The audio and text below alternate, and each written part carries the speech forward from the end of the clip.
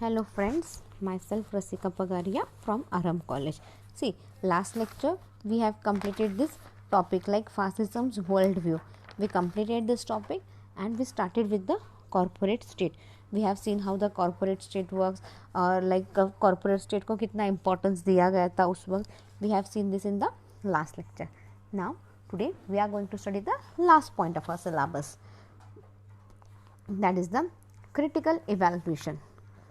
Fascism has been widely criticized and condemned in modern times since the defeat of the Axis power in the World War II.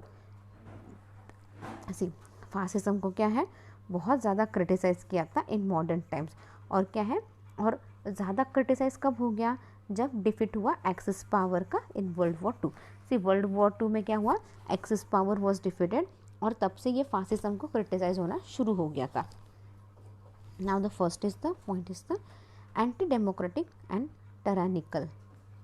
See, one of the most common and strongest criticism of fascism is that it is a tyranny. Fascism is deliberately and entirely non-democratic and non-democratic.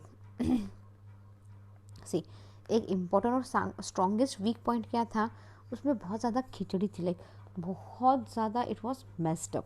And second thing क्या था it was entirely non democratic and anti democratic. It was completely against democratic right और democracy कुछ follow करनी ही नहीं है यहाँ पे. Second is the unprincipled opportunism.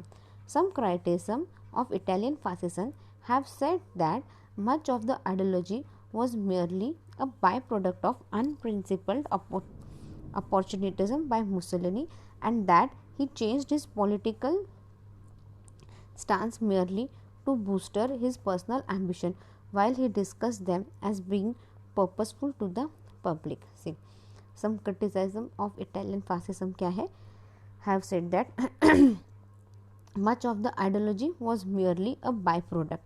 बहुत सी आइडियोलॉजी क्या थी सिर्फ एक बाय प्रोडक्ट थी of unprincipled opportunism by Mussolini and that he changed his political to booster the personal. और फिर बाद में उसने क्या किया खुद के फायदे के लिए सब करने लग गया while he disguise them as being purpose to the Republic.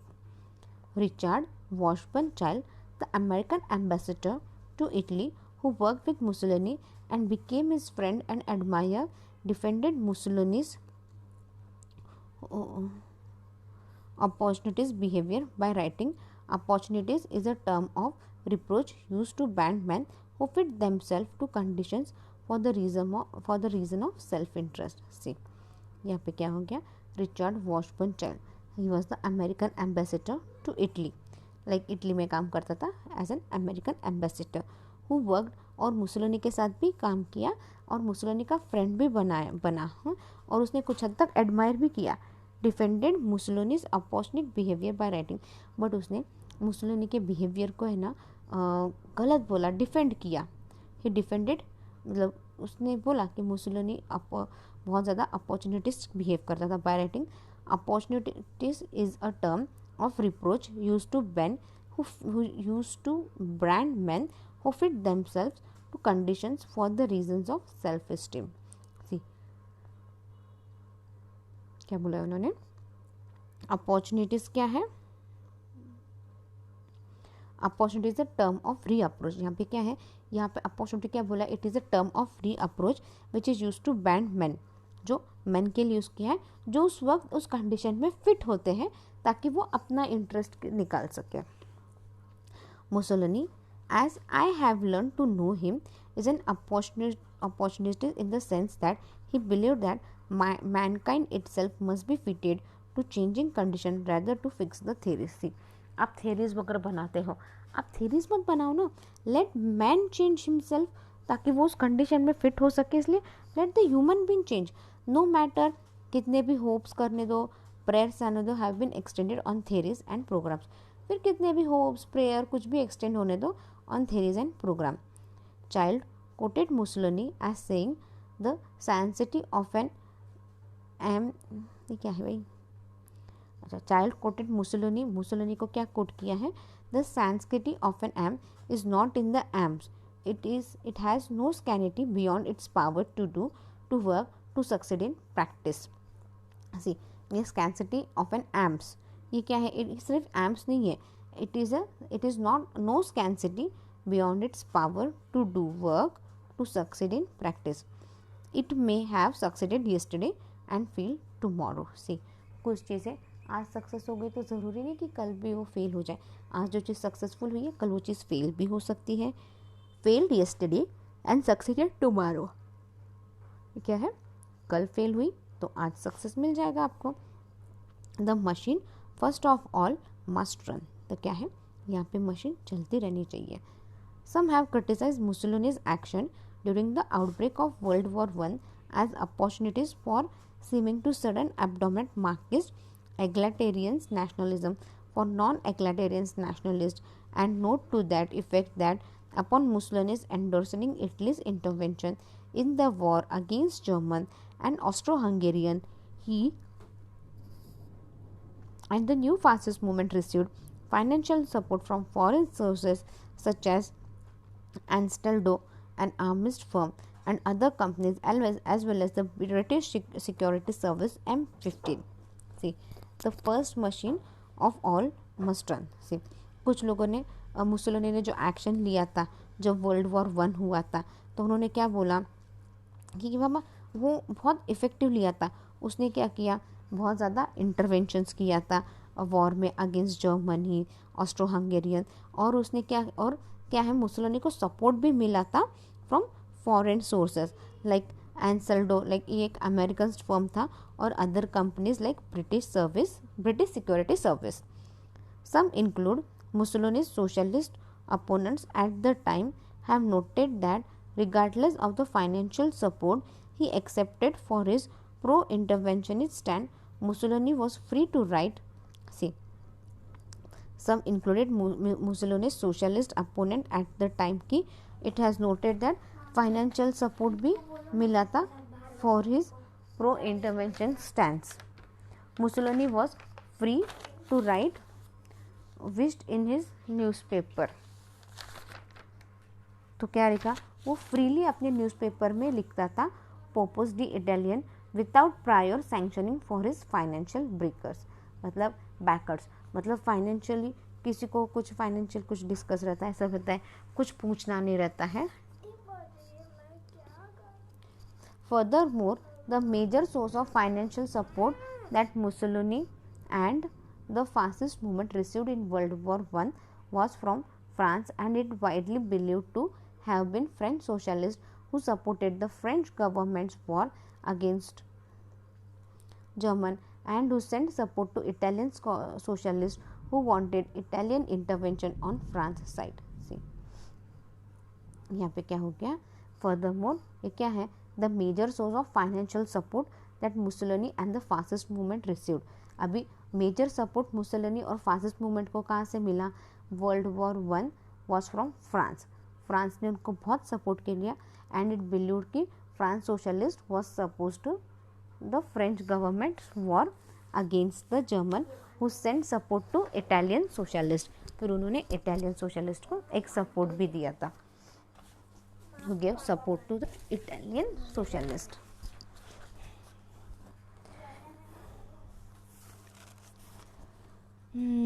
Mussolini transformation away from Marxist into what eventually became fascism began prior to World War I, as Mussolini had grown increasingly pessimistic about Marxists and egalitarians while becoming increasingly supportive of figures who opposed egalitarians such as Friedrich Nietzsche. अब यहाँ पे क्या हो गया है, सी, अब ये Mussolini ने क्या किया, ही ट्रांसफॉर्मेशन, उसने ट्रांसफॉर्म किया. पहले मार्क्सिज्म था वो उसने चेंज किया, and he brought about the fascism, and it was prior to world war one. फिर मुसोलिनी क्या हो गया, धीरे धीरे पेस्मेटिक हो गया, लाइक ये मार्क्सिज्म एग्लिटेरियन से सारे like they were not good, और ये बट वो बाकी सब कंट्रीज में धीरे धीरे बढ़ रहा था. यहाँ पे Scholz emphasized on the need for overthrowing decadent liberal democracy and capitalism by the use of violence, direct action, strike, and neo-Machiavellian appeal to emotion impressed Mussolini deeply. See, Sorel's emphasized on the need for overthrowing decadent liberal democracy. Sorrel ने किस पे emphasis किया, ये जो अपने को है ना, ये ओवरथ्रो करना है डेमोक्रेसी, राइट, ये अपन ओवरथ्रो करेंगे तभी ही कुछ अच्छे से होगा। तो फिर वो क्या है, तब उस वक्त स्ट्राइक वगैरह चले एंड ऑल, स्ट्राइक्स वगैरह हुए काफ़ी, सो दैट स्ट्राइक वगैरह चल रहा था उस वक्त। फिर वो कैसे किया, तो फिर मुसोलिनी वो उस वक्त जो थॉट था उससे डीपली इम्प्रेस्ड हुआ, like violence, direct action, strike, इन सब से क्या हो गया, Mussolini got deeply impressed. Mussolini used to nationalism made him a highly unorthodox socialist due to Natchik's promotion of election and anti-egalitarian view. See, Mussolini क्या किया, Mussolini used of Natchikism made him a highly unorthodox socialist, मतलब highly unorthodox socialist वो बन गया due to Natchik's promotion of election and anti-egalitarian view. Prior to World War I, Mussolini's writing over time indicated he had abandoned the Marxisms and egalitarians that he had previously supported in favor of Natchez abolitionist concept and anti-egalitarianism. See, Mussolini उस वक्त लिखा भी था and उसने बोला भी था कि egalitarian had support in favour of naturalism. In 1908, Mussolini wrote a short essay called Philosophy of Strength based on his Natchez influences. अभी मुसोलिनी ने क्या लिखा, एक छोटा सा ऐसे लिखा called as the Philosophy of Strength. उस ऐसे का नाम था Philosophy of Strength and it was based on his Natchez influence. उसमें मुसोलिनी ने openly spoke fondly of the ramification of impending war in Europe in challenging both regional and nihilism. See, उसमें Mussolini ने क्या लिखा, he wrote openly, और उसने सीधा साफ लिख दिया, सीधा साफ बोल दिया कि वॉर इन यूरोप क्या है, ये एक चैलेंजिंग था अपने रिलीजन और नेशनलिज्म के लिए. Any kind of free spirit will come strengthened by the war. कुछ भी अगर आया, फ्री स्पिरिट वगैरह कुछ भी आया तो क्या होगा, वॉर स्ट्रॉन्ग हो जाएगा. A spirit of equipment with the kind of sublimes perverted, a new free spirit will trumper over God and over nothing. so क्या है, a new free spirit will come over the and a thing God. Ideological dishonesty. Fascism has been criticized for being ideologically dishonest. See, fascism क्या है, fascism को यहाँ पे criticize किया for being dishonest. Major examples of ideological dishonesty has been identified in Italian fascism changing relationship with German Nazism. See, major example of the dishonesty का major example क्या दे रहे वो लोग, ये उन्होंने आइडेंटिफाई किया कि बाबा इटालियन फासिज्म क्या है, it has been changing relation, उनके रिलेशनशिप चेंज हो रहे हैं with German Nazism. Fascist Italy's official foreign policy positions were known to commonly utilize rhetorical, ideological and hyperbole to justice in its action, although during Dino Grandi's tenure as Italy's foreign minister, the country engaged in real politics free of such fascist hyperbole. See, यहाँ पे क्या है, fascist Italy's official foreign policy. See, fascist का क्या है, Italy's foreign policy position, it was commonly utilized and इसकी ideology क्या है, it was just into action, although during Dino Grandi's tenure as Italy's foreign minister the country engaged in real politics free of such fascist hyperbole. Italian fascism stance towards German Nazism fluctuated from support from the late 1920s to 1934 when it celebrated Hitler's rise to power and meeting with Hitler in 1934 to opposition from 1934 to 1936 after the assassination of the Italy's allied leaders in Austria, Engelbert Dollfuss by Austrian Nazis, and again back to support after 1936 when Germany was the only significant power that did not enclose Italy's invention and occupation of Ethiopia. See यहाँ पे क्या हो गया, Italian fascism ने क्या किया, they stood for German Nazism, और उन्होंने अपना fluctuated from a support from, और जो सपोर्ट कर रहे थे वो उन्होंने चेंज कर दिया लेट इन 1920s टू 1934। कब, जब हिटलर पावर में आया, और हिटलर कब आया पावर में, इन 1934 टू अपोज फ्रॉम 1934 टू 1936, जब उसने इटली की अलाइड लीडरशिप थी विद ऑस्ट्रेलिया ये छोड़ दी थी, एंड अगेन इट कैम, वापस वो सपोर्ट में आया after 1936 when German was the only significant power that did not disannounce Italy's invention and occupation of Ethiopia. और जर्मन वाज एक ही पावर में था, और उसको क्या था, उसको इटलीज इन्वेंशन अनाउंस नहीं करना था and the occupation of Ethiopia. After antagonist exploded between Nazi German and fascist Italy over the assassination of Australia Chancellor Dollfuss in 1934.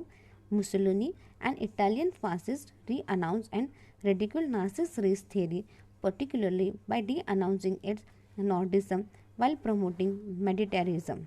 See, अभी क्या क्या आफ्टर अभी नाजी जर्मन और फासिस्ट इटली, इन दोनों ने असासिनेशन किस पे कर लिया, ऑस्ट्रेलियन चांसलर डॉल्फस इन 1934। तो मुसोलिनी और इटली के फासिस्ट ने उन्होंने डी अनाउंस किया, और नाजिज्म रियल थेरी और सारा वापस वो भी री अनाउंस किया while promoting Mediterraneanism. Mussolini himself responded to the Nordics claim of Italy being divided into Nordics and Mediterranean racial areas due to Germany's invasion of North Italy by claiming that while German tribes such as Lombards took control of Italy after the fall of ancient Rome, they arrived in small numbers and quickly assimilated into Rome culture and spoke the Latin language within 50 years. अब क्या हो गया, Mussolini ने क्या किया, he himself responded to the Nordics, और उसने claim किया कि इटली दो इसमें बट रहा है, एक तो नॉर्डिक्स में और एक मेडिटेरियन रेस एरिया में।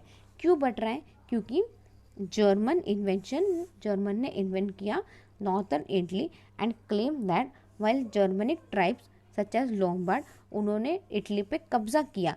कब किया, जब एंशंट रोमन का उस वक्त चल रहा था वो पीरियड, अब उनका ख़त्म हो गया एंड वो स्मॉल नंबर में रह गए। तो क्या हो गया, अभी रोम कल्चर ख़त्म हो गया। They spoke the Latin language with in 50 years, 50 साल से वो लोग लैटिन लैंग्वेज बोल रहे थे। Italian fascism was influenced by the tradition of Italian nationalist confront looking down upon Nordics claim and taking pride in comparing the age and sophistication of ancient Rome civilization as well as the classical review of the Renaissance to that of Nordic society that Italian nationalists described as new corner to civilization in comparison. यहाँ पे क्या हुआ, Italian fascism क्या हो गया, it was influenced by the tradition of Italian nationalist. Italian fascism it was influenced by the tradition of the Italian nationalist, so that जो Nordics जो claim कर रहे थे वो प्राइड ले रहे थे, एक एज था उनका, एंशिएंट रोम सिविलाइजेशन था, अभी वो चेंज हो रहा है, राइट। अभी इटालियन सोसाइटी सब धीरे धीरे चेंज हो रही है, पहले जो था अभी न्यू सिविलाइजेशन आ रहा है, नए नए लोग आ रहे हैं। At the height of the antagonism between the Nazi and the Italian fascist over race, Mussolini claimed that the Germans themselves were not a pure race and noted with irony that the Nazi theory of German racial superiority was based on the theory of non-German foreigner such as Frenchman Arthur de Gobelin. अब क्या है, where we were at the height of एंटोलॉग्स between, अभी Nazi और Italy में थोड़े से एंटोलॉग्स चल रहे थे। तो मुसोलिनी क्या क्लेम करता है, जर्मन देमसेल्फ, जर्मन के लोग हैं वो खुद भी प्योर रेस के नहीं है, राइट। और ये नाजी थेरी क्या है, जर्मन रेस सुपीरियर बोल रहे हैं बट उसमें बहुत से नॉन जर्मन्स भी हैं, और ये सब पहले ये थेरी कहाँ से आई, it was from the Frenchman Arthur de गोबेलियर। After the tension in German Italian relations diminishing during the late 1930s, Italian fascists sought to harmonize its ideology with German Nazi and combined Nordics and Mediterranean racial theories, nothing that Italian were members of the Aryan race. अभी क्या है, German और Italy में tension जैसा चल रहा है, दोनों के रिलेशन सारे खराब हो रहे हैं. तो इटालियन फासिज्म ने क्या किया, दे विद द आइडियोलॉजी उन्होंने विद जर्मन नाजिज्म उन्होंने कंबाइन किया. ये नॉर्डिक्स और मेडिटेरियन रेशियल जो हुआ था, डिवाइड हुआ था इटली को, वो उन्होंने एक कर दिया है यहाँ पे, right. And nothing that Italian के जो मेंबर्स थे they belong to the Aryan race, ये डिक्लेयर कर दिया था. In 1938, Mussolini declared upon Italy's adoption of anti-Semitic law that the Italian fascism had always been anti-Semitic. सी अभी मुसोलिनी ने declare किया इटली ने अडॉप्ट कर लिया एंटी-सेमेटिक लॉ, जिससे क्या है, Italian fascism had always been anti-Semitic. In fact Italian fascism did not endorse anti-Semitic until the late 1930s when Mussolini feared alternating anti-Semitic Nazi German whose power and influence were growing in Europe. See, in fact क्या है, Italian fascism क्या है, इन्होंने कभी anti-Semitic को ज़्यादा importance नहीं दिया टिल लेट 1930s, जब मुसोलिनी डर रहा था एंटी-सेमिटिक नाजी जर्मन उनके पास अगर whose power and influence Europe में बढ़ रहा था. Prior to that period, there had been notable Jewish Italian who had been seniorly Italian fascist officials, including Margherita Sarfatti, who had always been Mussolini's mistress. अभी क्या बोला है यहाँ पे, सी वेर वी वेर, अभी क्या हो गया, प्रायर टू दैट उसी पीरियड में क्या हो गया यहाँ पे, देर हैड बिन, वहाँ पे जूस थे, इटालियन जूस आ गए हुए, वो इटालियन में पहले से रह रहे थे, इंक्लूडिंग क्या था, मार्गरेटर, वो मुसोलिनी की मिस्ट्रेस बोल के रह गई थी अभी यहाँ पे, who has always been Mussolini's mistress.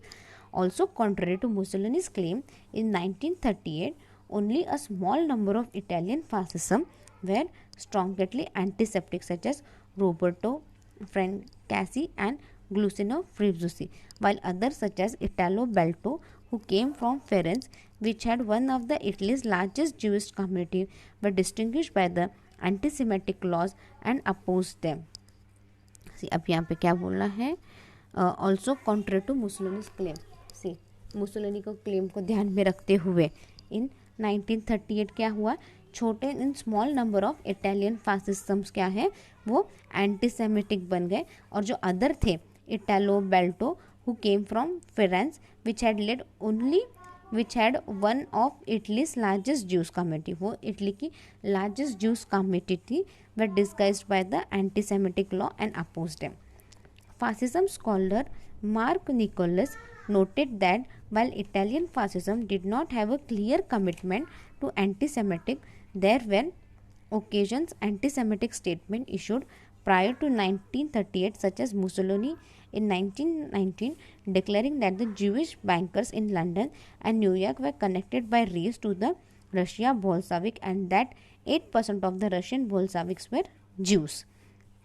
अब क्या हो गया, फासिज्म स्कॉलर्स मार्क निकोलस उसने देखा कि इटालियन फासिज्म इसके उनके पास कुछ भी क्लियर कमिटमेंट नहीं थे, राइट, और कुछ ऐसे ओकेशंस भी आए, स्टेटमेंट्स भी इशू हुए कि बाबा just like such as a Mussolini in 1919 उसने डिक्लेयर किया, ज्यूइश बैंक थी लंदन में और न्यूयॉर्क पे, वहाँ पे क्या थे, वहाँ पे ये दोनों बैंक थे, ज्यूइश लोगों की जो बैंक थी लंदन और न्यूयॉर्क में, this bank they connected to the Russian Bolsheviks and उनका 8%, वो बैंक का 8% share of the was of the Russian Bolsheviks Jew. और ये सारे किसको बिलोंग करते हैं, this all people were nothing but they belong to the race Jew. Jew मतलब ये उस वक्त एक कास्ट था, एक रेस था. Now we have finished our syllabus here today. See आपके टेक्स्ट बुक के पीछे क्वेश्चन आंसर्स दिए after every chapter, right. See study अच्छे से आप पढ़ाई करो, लाइक अपन ने 3 टेक्स्ट बुक, आपको पॉलिटिकल साइंस के लिए 3 टेक्स्ट बुक है, तीनों टेक्स्ट बुक अपन ने ख़त्म कर दी है, मैंने तीनों टेक्स्ट बुक आपको पढ़ा दी है। If you have any doubt, किसी भी टेक्स्ट बुक में आपको कोई भी डाउट है कोई भी चैप्टर में, write the name of the chapter, page number and mail it to my mail ID. My mail ID is RASIKA rasika.pagaria PAGARIYA @arahamedu.in. Thank you.